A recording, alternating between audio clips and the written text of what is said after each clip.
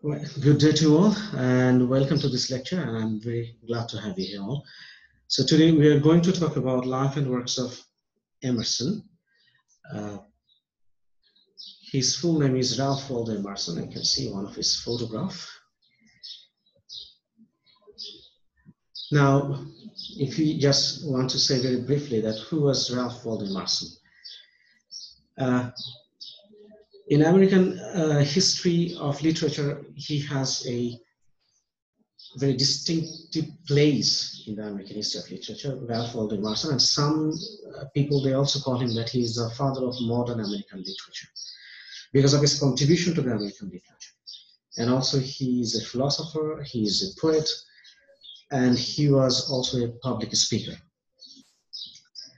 And you can see he lived in a time when Romanticism was becoming a way of thinking and beginning to bloom in America. So in America, Romanticism, or this idea of Romanticism, it was gaining some pace. It was getting popular there. That period is called the Romantic Age, you know. And Romantic thinking is stressed on human imagination and emotion, rather on basic facts and reason. We know that. And Ralph Waldo Emerson not only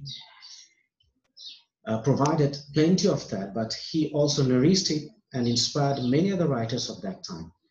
So romantic poet or romantic writers of that age, actually, maybe they emphasized on, you can say, the imagination and emotion. But here you can see the Ralph Waldo Emerson. He not only preferred those, also he practiced it, and he also admired these. These imagination and emotion. He cultured it, and we can see his influence on very famous American writers and philosophers that came later. For example, you can see Henry David Thoreau, Herman Melville, Walt Whitman, Emily Dickinson, Henry James, and Robert Frost. So all these famous people, in one way or another way, actually, they were very much influenced by Ralph Waldo Emerson and his philosophy, especially.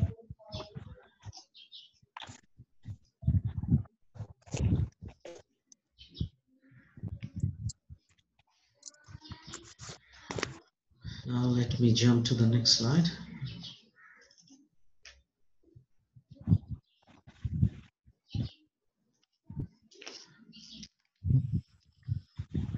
Just a second. Can you see the slide, by the way, on the screen? Yes, sir. No, sir. Target. Not second slide, sir. First slide. First slide, right? I even can't move it. Let me try it in a different way.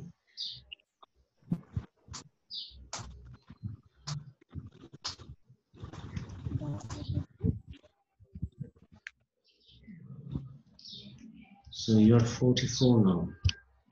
That's great.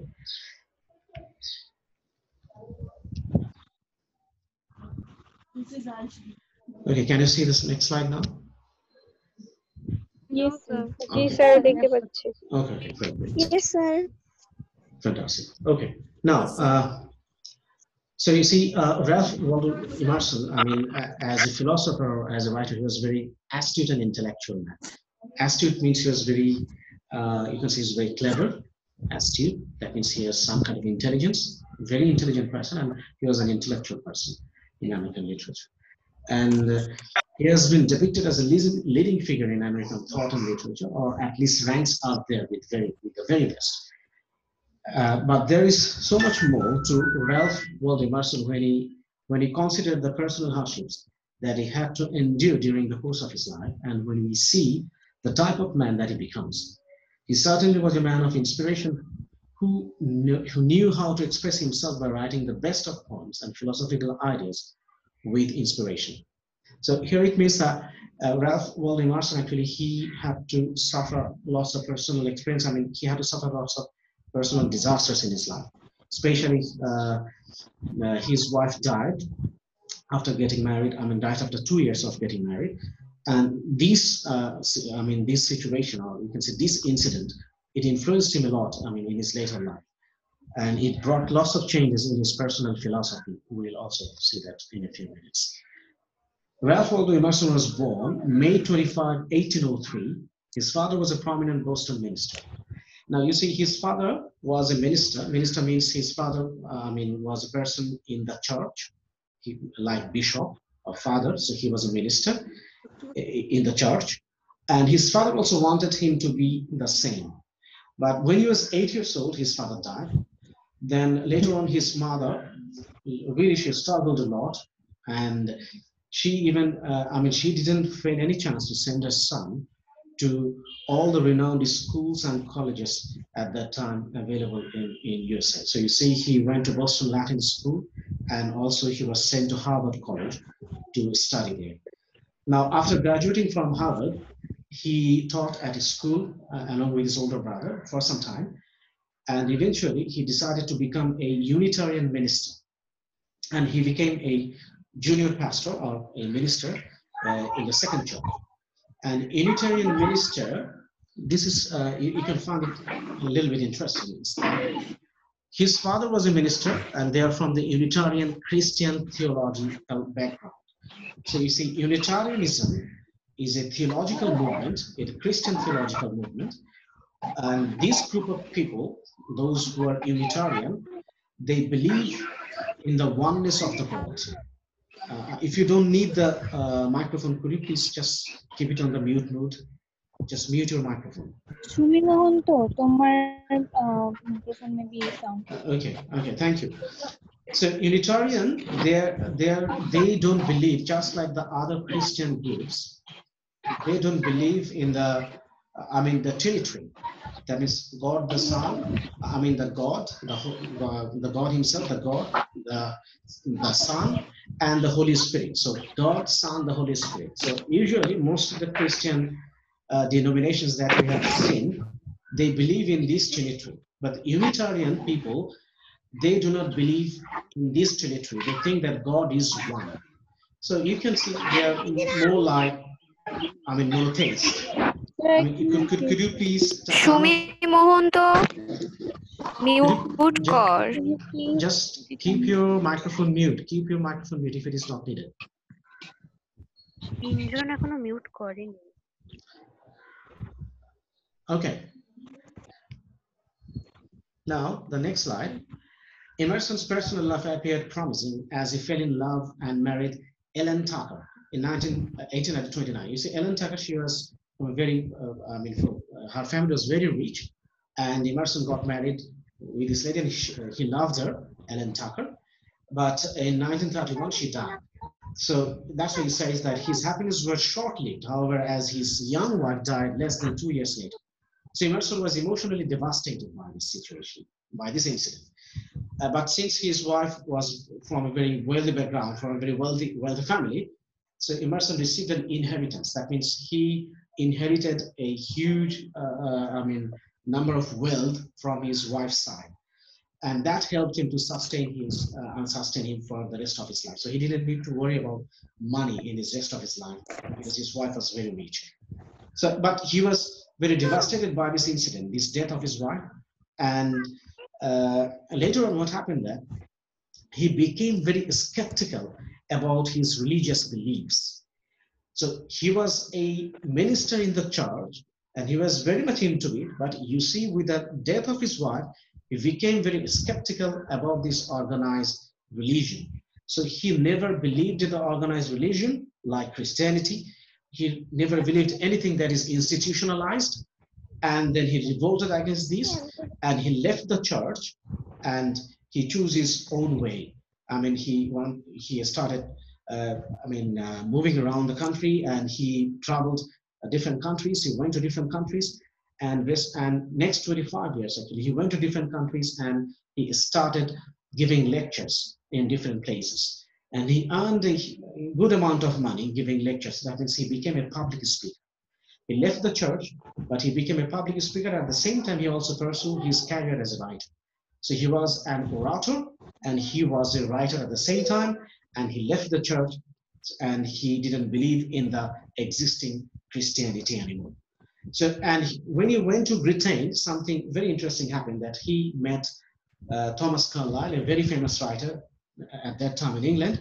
And, he also met Samuel Taylor Coleridge, and also he met some other people like William Wordsworth, and he found them that they are very prominent, I mean, romantic writers, but he found them they're very simple. So it came to his mind that if that kind of great people can be simple, then why can't simple people can't be great? So you see, he started thinking about all these things, and he became friends with Thomas Carlyle, a famous writer from England, from Britain, and he began a lifelong friendship with this man. Now, next, Emerson began to publish and speak in public, that I've already mentioned. Now, after returning to America, Emerson began to express his changing ideas in written essays. So he was touring all around the world and he was giving lectures. Now, when he came back to USA after some time, after many years, then he started writing and he started using his experiences throughout these years and he started writing. And his essay, it's very important, it's a very prominent one, and this essay, Nature, actually establishes his reputation as a writer and also as a philosopher.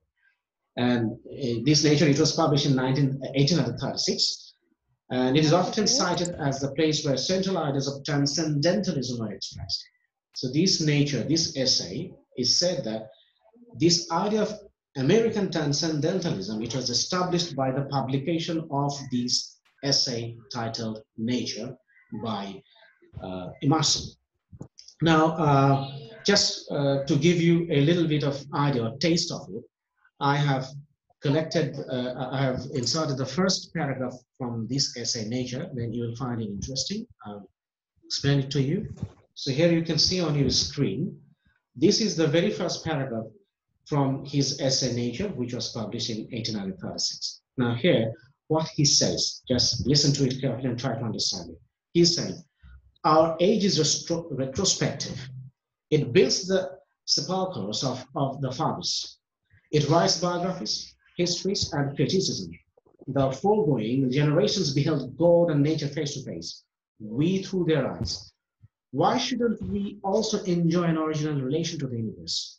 Why shouldn't we have a poetry and philosophy of insight and not of tradition, and a religion by revelation to us, and not the history of theirs? Now, look at this. Our age is retrospective.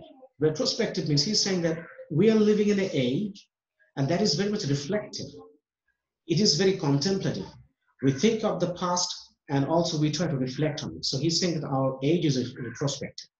It builds on the sepulchres of the fathers. Sepulchres means graveyards, graves. That means the past histories. So our history or our present situation, our present time, it is built up on the tradition, it's built up on the past of our forefathers. It writes biographies, that is our time or history, it writes biographies, histories, and criticism. The foregoing generations beheld God and nature face to face. Now he's saying that the foregoing generations behold God and nature face to face. That means foregoing means the forefathers, our forefathers. That means you can say our past generations. They behold God and nature face to face, and we through their eyes. And what are we doing? We are taking that idea of God from them. It is not our idea. This idea of God, this idea of religion, that means this institutionalized or organized religion, idea of religion, we have got it from our forefathers. This is not our idea. That is what is he saying. So you can see, you can smell a kind of revolt against the existing religious beliefs. Now, again, he's saying, why shouldn't we also enjoy an original relation to the universe? So he's saying that we are depending on the past, on our forefathers. Then he's asking this question, that why shouldn't we have our own original relation to the universe? We can have our own relation to the universe. We can have our own perspective. We can have our own thought about the universe. We shouldn't borrow the ideas of our forefathers. We can have our own interpretation of the universe. Why shouldn't we have a poetry and philosophy of insight and not of tradition, and a religion by revelation to us and not the history of theirs? And he's saying that we can have poetry of ours and a philosophy of insight. Insight means that is based on intuition. That means your own feeling. So he's saying that we can have our own poetry, we can have our own philosophy based on our own intuition. It is not based on our past tradition of our forefathers. So he doesn't want to borrow the ideas or the ideas of the universe, and ideas of the God, ideas of the religion. The religion actually, according to our forefathers, is a revelation, divine revelation from the Almighty. So he's saying that we shouldn't borrow this. We can have our own definition of religion, own definition of God, and own definition of poetry and philosophy. Now, I will just jump to the last two lines of this same paragraph. Here he says, it is in the, you can see it's in the purple color. It says, there are new lands, new men, new thoughts. Let us demand our own works and laws and worship. So you see here very clearly, now he is saying that actually what we should do. There are new lands. So now we have new lands, new property, new idea, new generations. New man means new generations, new thoughts. So we can think anew. So we don't have to think just like our forefathers. We can have our own thought. Now that he's saying, let us demand our own works and laws and worship. So he's saying that now we should demand, that means we should have our own works. We should have our own laws and we should have our own ways of worship. We shouldn't follow the ways that was prescribed by our forefathers. We can have our own rules. So this is his idea about, you see, being introspective or being intuitive. That is his philosophy. Now, did you get it? So far what I've explained from this paragraph? Yes, sir. Okay, if Yes, it is not Yes, clear, sir. and if there is any problem, you just Yes, sir. ask me, okay? All right. Now, this is another paragraph that I have collected from the same essay Nature, and I found it very interesting, and I hope that you'll also like it. This is very inspirational, but I will not tell you that you have to accept it. You can be inspired by it, but you have to accept it. I'll not say that because you can have your own. Sir. Yes, please go on. Sir. Yes. Hello. Yes, I can hear you. Yeah.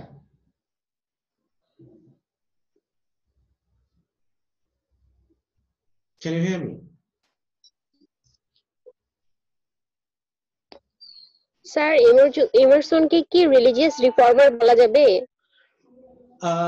In one sense, you can say religious reformer, yes, because actually he didn't believe in the existing organized religion, that means Christianity, that is prescribed according to Bible and other scriptures. He didn't believe it anymore because he has lost faith in the organized religion, but he didn't lose faith in God. Losing faith in religion and losing faith in God, they are two different things. Do you understand what I'm saying? G sir. Okay, that's great. Great. Now, in this paragraph, yes. Sir তাহলে কি Sorry, I think you're breaking. Okay. Can you repeat it? I couldn't hear you because of the network problem. Yeah. মানে sir মানে উনি কি নিলে নিজের মানে ইনটিউশনের উপর ভিত্তি করে কি মানে নিজের মতো করে একটা ধর্ম কি তৈরি করছিল? I shouldn't say that it's a separate religion, but it's a philosophy.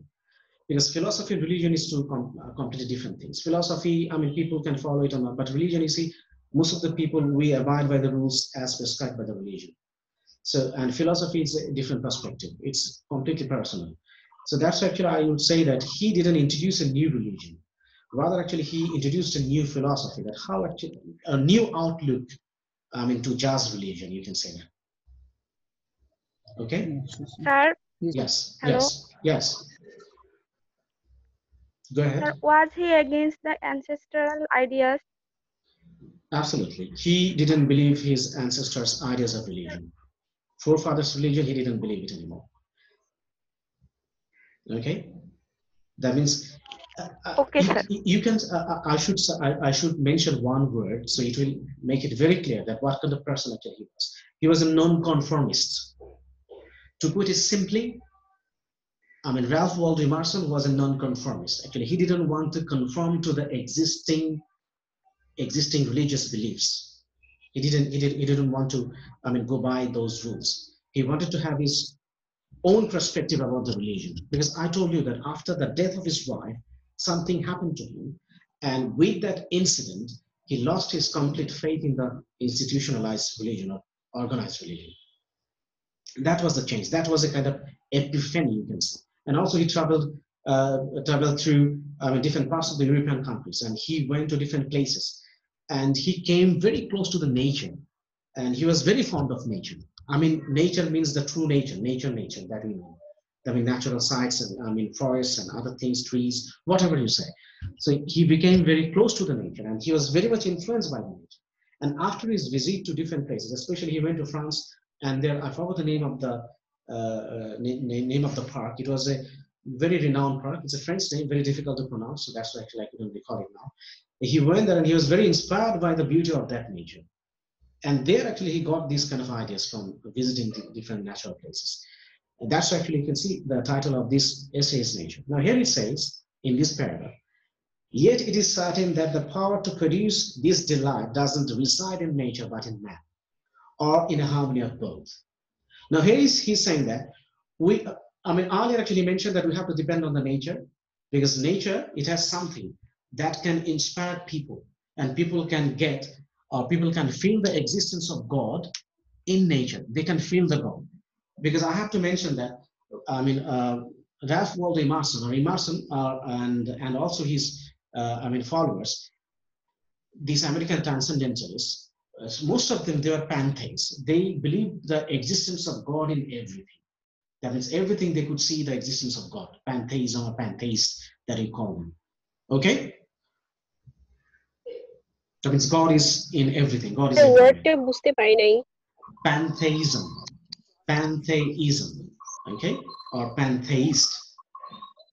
The people who believe in pantheism, we call them pantheists. So he was a pantheist. So you see, he didn't believe that there is no God. কি paganism থেকে আসছে? Not exactly. It's from the paganism. Pantheism actually it depends on people who believe in the paganism থেকে আসছে? No. It didn't come from the paganism. It is pantheism. It's a separate word. Okay.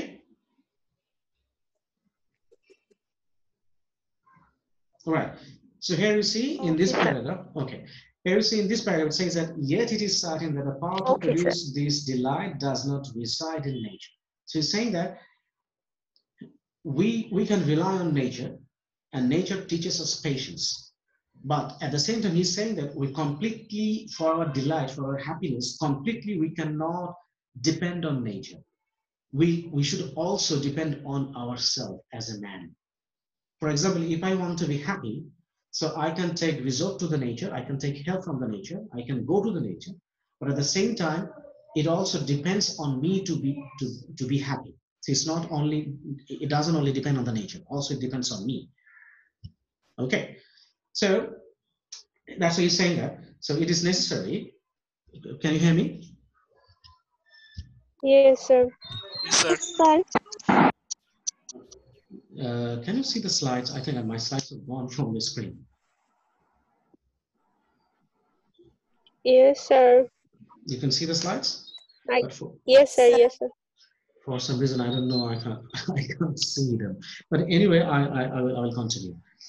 Just let me open it in another computer. You see, I have to use slide number 9, right? Yes, sir. So this is the problem with the technology. Anytime you can feel betrayed.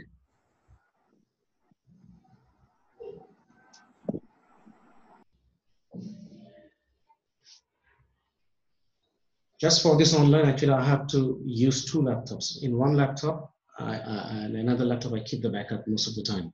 So now I'm using another laptop just to see the slides, but unfortunately, I will not be able to change the slides, on your screen, okay? So, but at least I can continue the discussion. So just listen to me carefully, and I will go very slow. And we don't have enough time, 8 minutes left. Okay, so I was in the slide 9. So here it is. So the idea is that we cannot depend only on the nature. We have to depend on ourselves, on our intuition to become happy. And also it says, or in a harmony of both. So you see, you cannot only totally depend on the nature, or neither you can totally depend on man, yourself. You can depend on the both together. So that's it, saying that it is necessary to use these pleasures with great temperance. Now, and also he said that for nature is always nature is not always strict in holiday attire, but the same scene which yesterday breathed perfume and glittered as for the frolic of the nymphs is overspread with melancholy today. Now he's saying that for example, yesterday you went to a park and you saw lots of trees there and you found it very interesting and you were very delighted to see all these beautiful greeneries, all these beautiful trees. Yesterday you were happy to see those. But today when you went there, you feel the melancholy. You're very melancholic in the mood. You don't enjoy them the way I actually enjoyed yesterday. Why? Because it also depends on your mood, on your personality, on your intuition, on your emotion. So that's why he's saying that it's not only the nature, it also depends on the man himself to become happy. The last line is very important and is, you can say it's very aphoristic. He says that nature always wears the colors of the spirit. Do you understand it? What does it say? Nature always wears the colors of the spirit. Can anyone tell me what do you mean by this? Just give it a try. Nature. মানে একটা মানুষের mood যেরকম থাকে সেই অনুযায়ী সে নেচারটাকে feel করতে পারে এরকম। Exactly, exactly. For example, spirit means your soul, your mind, your mood, or as a person you are. Okay? So Yes, the sir. way you are, if you're happy today, then you will also find the nature happy. It's not that nature is not also making you happy. Nature also can give you that kind of feeling of pleasure. Doesn't it happen that sometimes when you feel very bored or if you find it very monotonous, staying in your room, then if you have an open space which is full of trees, or if you have a garden, in front of your house, in your yard, if you go there, you feel better, right?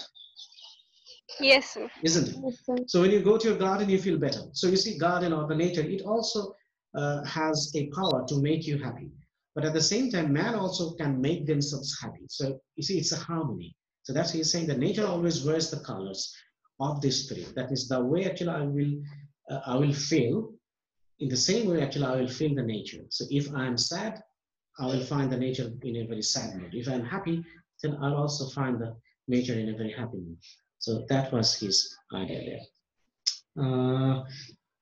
Now I can go to next slide, but unfortunately you cannot see that. But in any way, I will also share these slides with you. I will share it as soon as possible so that you can get some idea from there. But most of the important things I have already discussed. So that's why I should say that we are very lucky. There is another one of his article. It wasn't an article. He was a public speaker, I told you, and he earned a handsome amount of money. So he delivered this article in Harvard Divinity School, and the title of that article is The American Scholar. It's a very tricky one, and if you're interested, you can find it online. The soft copy is available there, so you can read it from there if you're interested. So in the American Scholar, which was well received, and it was hailed as for the American people, they say that it was an intellectual declaration of independence. Do you understand what I'm saying? Do you follow me? The American Scholar, this is the title of the lecture, or it is also available as a text. So the American Scholar, this lecture is called the Intellectual Declaration of Independence. That means it was so enlightening that it it talked about that how intellectually the American people, they can have the freedom, they can feel free, they can enjoy the freedom. Just being a non-conformist, or you can say not to comply with the regular rules and regulations as applied by the society or by the religion. So he was declaring that, or he was inspiring people in that. So this is very interesting. And some other important issues that I would like to mention.